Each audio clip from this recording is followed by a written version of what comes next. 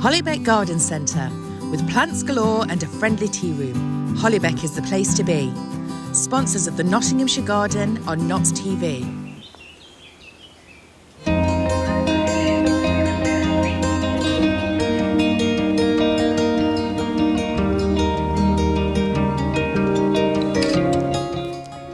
I'm Stuart Dixon, and I believe that gardening is a brilliant way to keep your mind and body healthy. Big or small, gardens can help us all lead happy lives and give back to nature. No one needs specialist knowledge to get started, and you'll never ever stop learning. I've spent my life trying to get the best out of the land, so I've got plenty of tricks of the trade for beginners and more experienced enthusiasts. So join me in my Nottinghamshire garden. Together we can get the city and the county blooming.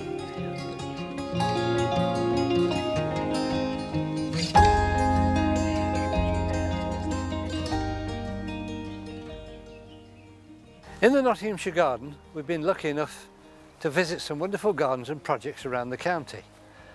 And I was fortunate enough to be invited to the Notts Trent University Brackenhurst campus to look at some of the projects they're doing there, the conservation and wildlife projects.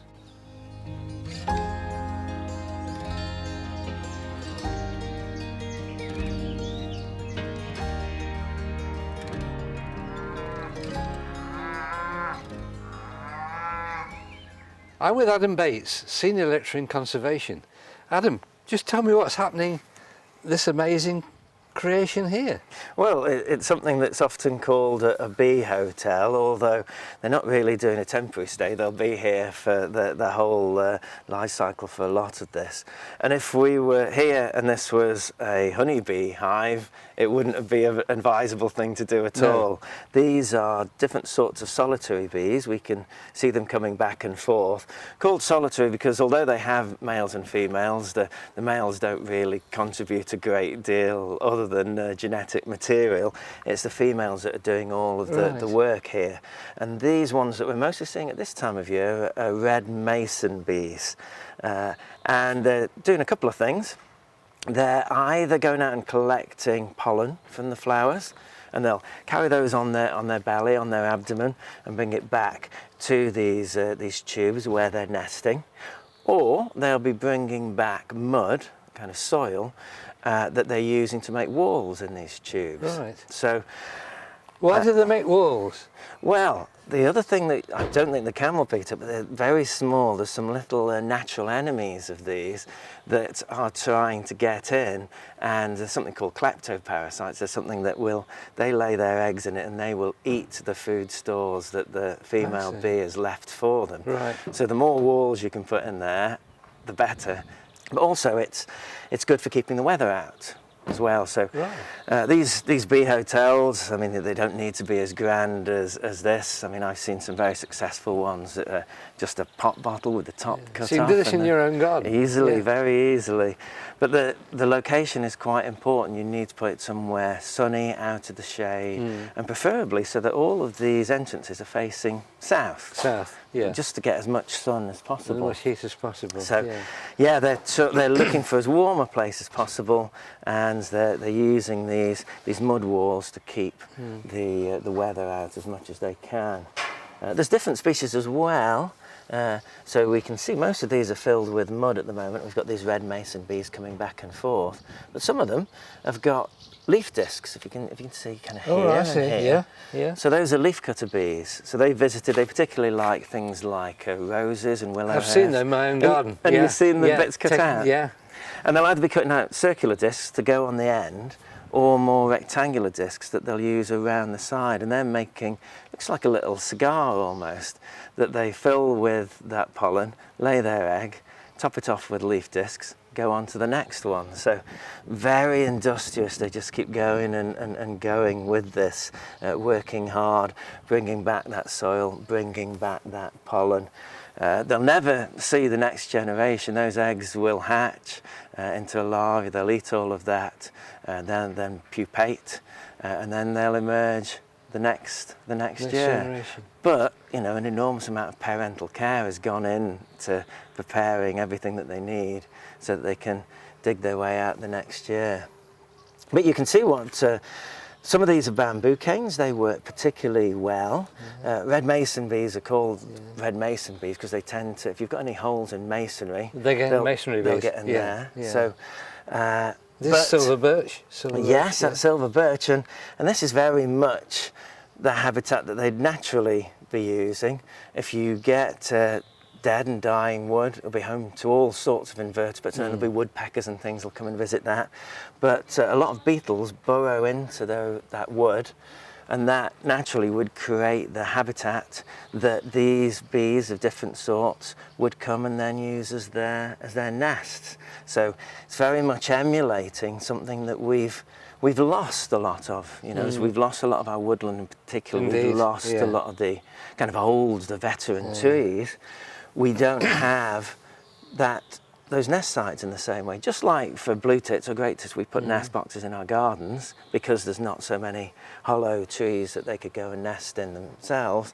This is a very similar thing to that. This is all important because they are pollinators, which we really need in the garden anyway. Very good pollinators, yes. So they'll tend to be visiting certain plants. They're very good for, particularly this species, for your kind of early blossoms, so your apples and your pears and things like that. I've seen a lot of them on strawberries. Thank you so much for showing me this. It's absolutely amazing.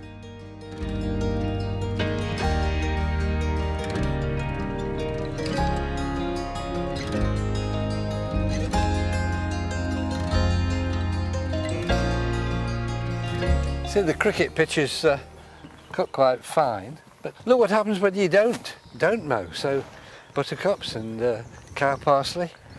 It's a fantastic sort of bit of biodiversity Yes, here. it is. It really is. I mean, it looks so beautiful, all the different colours, the whites and the yellows at this Good time for of the year. pollinators as well. Yes, again, good for pollinators, where they, you do get the odd sort of daisy managing to flower and the shorter grass, but you really need to just give it a bit of a break to be able to get those flowers sort of building up. You just don't get if you mow it closely. No. And sometimes you can just pause for a little bit. I know people talking a lot about kind of mow May and things like that. If you can pause for a little bit, there's often a lot of plants actually in that lawn or in that grassland that will quite quickly flower, and you will see all sorts of bees visiting that.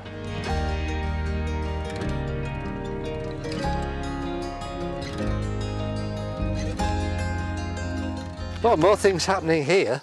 Actually, I've got one or two tree stumps, and if you've got any old tree stumps or dead bits of tree at home, don't just throw it away, because obviously it's been taken over by wildlife.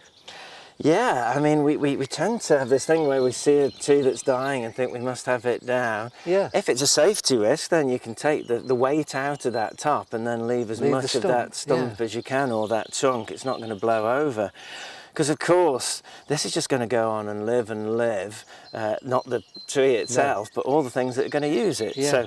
So all of these holes that we can see here, this is what those red mason bees and leaf cutters would have been using naturally, or kind of hollow stems in vegetation. And these have been made by beetles. So all different sorts of beetles will be living in there. You get beetles that are associated with the heartwood, and beetles that live just under the bark, and beetles that like the sapwood on the outside like this. And they've been creating all of these holes. Sometimes you can see where their frass, their poo is kind of tumbled out of there. But, it's a little kind of beetle tower block, if you like. There's loads of things living in here, and then woodpeckers will come in and eat those, and they'll make a hole, and then your blue tits and your great tits will come in and nest in. They're obviously not here, but if this was more of a tower block, it'd be a huge, important resource for all sorts of species. And this is where those solitary bees that nest above the ground would naturally actually come and build their nests. There's one around somewhere or other, but I think we've just scared it off for now, but it is being used by them as well. This is the complete balance of nature, isn't it, when you think about this? One species supporting another. Yeah, a dead tree is so important. It's been said that 1,000 year oaks is worth 1,100-year oaks, such is the importance of Really? these really ancient dead trees. This isn't ancient, it's definitely dead, but if you can imagine something like in Sherwood Forest, those major oaks and those amazing dead trees, such importance for wildlife. That is absolutely amazing. Thank you so much for showing all this to me. Learned so much.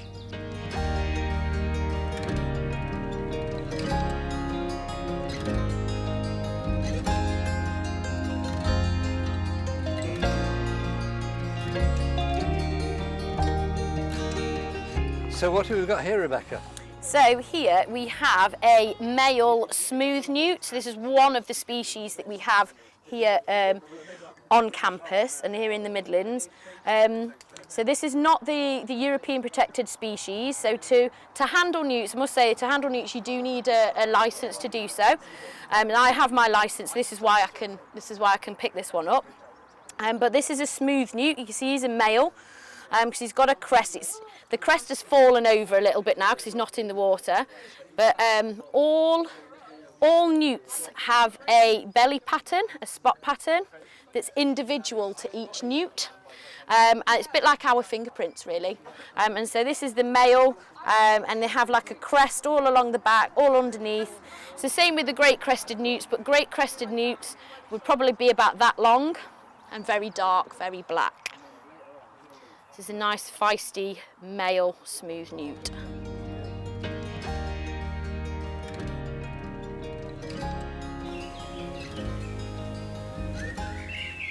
Holybeck Garden Centre. With plants galore and a friendly tea room, Holybeck is the place to be. Sponsors of the Nottinghamshire Garden on Notts TV. Holybeck Garden Centre. With plants galore and a friendly tea room, Holybeck is the place to be. Sponsors of the Nottinghamshire Garden on Notts TV. Having a garden isn't all about pretty plants and flowers and lovely fragrance and a nice sort of idyllic country setting. It can also be about a practical garden producing food. And you may think that it's just an allotment is fruit and veg. There's more to it, as we found out when we visited the Stoke Lane allotments.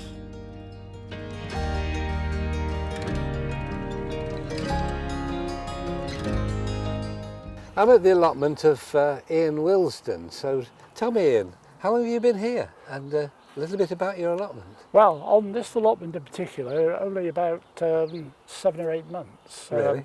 I have another allotment just down the way, which I came onto about sort of 18 months ago. And then I was asked to be on the committee, and this allotment was a bit of a wasteland, and I asked if I could turn it into a demonstration sort of wildlife allotment, if you like, how you can combine growing vegetables with plants that are suitable for wildlife, and also we may be able to use it for community projects such as green prescribing or sort of adult sort of disabilities or whatever, which I've worked with in the past, so I was quite keen to pick that up again as well. Yeah. So have you got any sort of plans for it? Are you going to let it evolve? Pretty much. Yeah. I've sort of, first thing was sort of, the greenhouse was about neck high in thistles and bindweed, so cleared and missing about 6 panes, so cleared that out, and I've got that as a base for growing lots of plants. Right. And I put a little pond in. A wildlife pond? A wildlife pond, yeah, absolutely. And in the sort of spirit of it, that's a baby's bath I saw at a charity shop. And I filled it with rainwater, and we sort of started to plant it up. The whole plot is going to be no dig, and has been so far. Right. Apart from the mound here, which is where I buried a lot of the woody stuff that we cut down. I dug a pit, buried it, so it's rotted, topped it with wood chip, and put the soil back. And because it's sort of quite a well draining thing, that's going to be the herb patch eventually, right, which is involving. But you're not doing any actual cultivation to the soil? You're not digging the soil? No, I've been doing that type of process for about 15 years right. now. So I'm sort of pretty familiar with it. Yeah. And we just sort of clear out do obviously need to dig things like bindweed and dandelions Of and course. docks. Yeah. And then cardboard down, mulch, Yeah. one whole compost heap was here I dug out, and that's Yeah. all gone on there. Yeah. And gradually we plant into that, and we're sort of working our way along. So it's going to be a mixture of herbs, flowers and vegetables wonderful. with fruit. I've taken quite a lot of, for example, black currant cuttings off my allotment. From the other allotment. From the other allotment. So you don't use any chemicals? No, I've been an organic gardener for about 50 years Excellent, now. yeah. So, in fact, when I was at university, I started I was part of a group where we did a guerrilla allotment, which was organic, and I was sort of leading the gardening part of that. Oh, excellent. I was brought up by my dad as a gardener. Yeah, I was brought up by my grandfather as a gardener, really. Yeah. Well, this is wonderful, and we look forward to coming along and watch it as it develops over the years. We're starting to get there, but there's a lot to do. Yeah.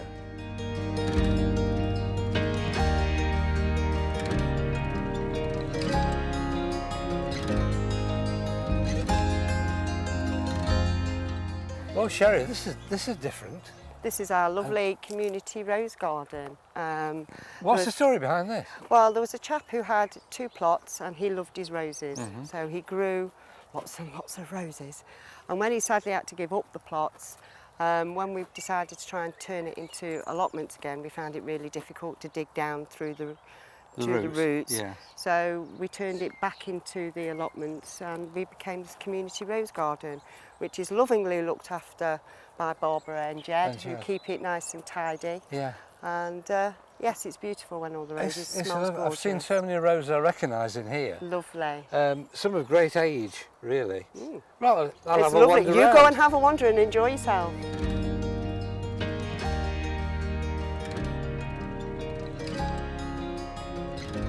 As you wander around this garden, there are some wonderful, wonderful roses, some of great age, from really Gallicas, centifolias, and this is an interesting one, not often seen. This is a moss rose. This one's called William Lobb, dates from 1882.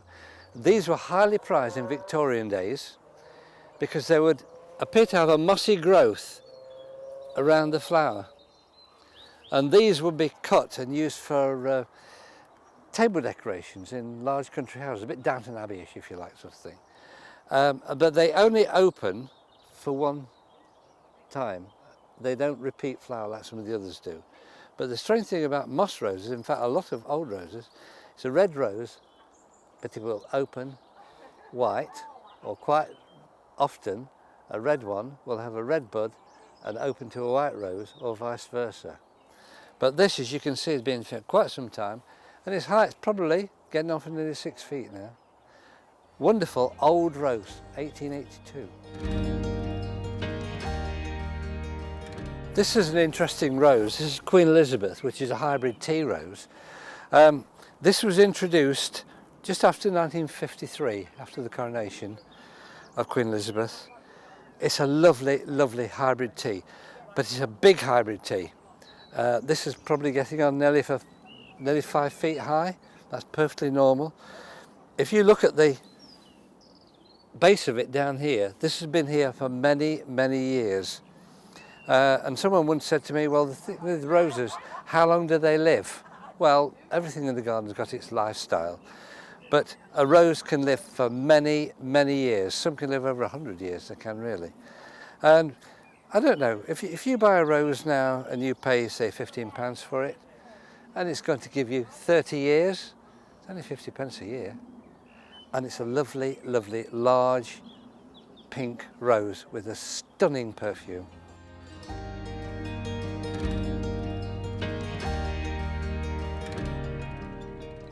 This is an interesting old rose which has got the name Leda, L-E-D-A.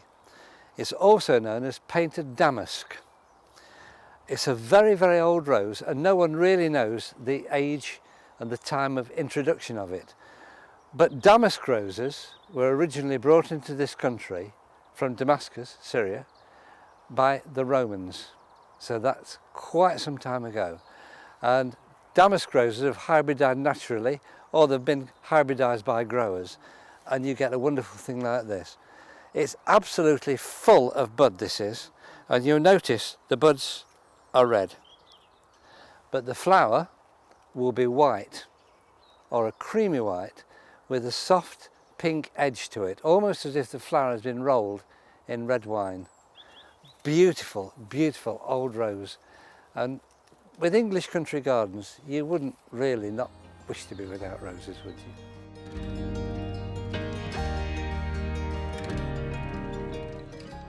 Every garden has its own character. Mine is a typical English country garden. But we recently visited a garden in Burton Joyce, which has to be described in one word: absolutely breathtaking.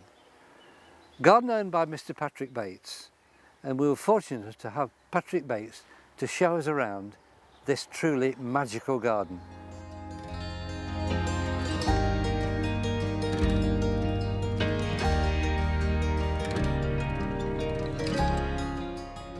There's some wonderful plants here, Patrick, so just take me through some of these. This is of course nothing, just a skeleton now. You might think it's dead, but it's a thing called tetrapanax, which produces the largest leaves you can grow in this country. And that's enormous fingered leaves, but it doesn't like the cold winter this year, and it's struggling, but it will come out. And if it doesn't manage it, there's suckers, and so there'll be suckers coming up from the ground. Yeah. But I'm sure it'll come out. You can see it shooting here at the top. Yeah. So what else have we got here then? We've got of course we've got the candelabra primulas. We've got these lovely irises, the flag iris down there, and there's that nice osmunda, the royal fern. And this is a water-loving lily called pardalinum, which will be orange, coming out when these primulas are over. The whole problem with gardening is getting a succession. You get a lovely show now, but you've got to think you want to enjoy it through the summer, and that lily is very useful for that. And it's one of the few lilies that likes our neutral soil. Right. Because so many lilies like acid sandy soil. Yeah. And so that you can see spreads itself well. We've got, of course, the little tulip springeri again, seeded there. And then this is the great mainstay for the rest of the summer, because it will shade all this with these big, big leaves. Too. The hostas, the blue hostas looking quite nice as well. That's nice. Do you have any problem with slugs? The slugs don't eat it. No. I don't know why, but they don't like that one. I've got a lot of hostas, and I find that the blues or the thick green ones they don't go after. It's the variegated ones. They like where they go after the white and the very, very pale green stripes and so forth. So that's it for another series of the Nottinghamshire Garden. I hope you enjoyed some of the gardens we've visited in the county, some absolutely excellent gardens, and you've picked up some helpful tips and advice along the way. So do go out and enjoy your own garden. And thanks to all those who contributed to this programme this year. Bye now.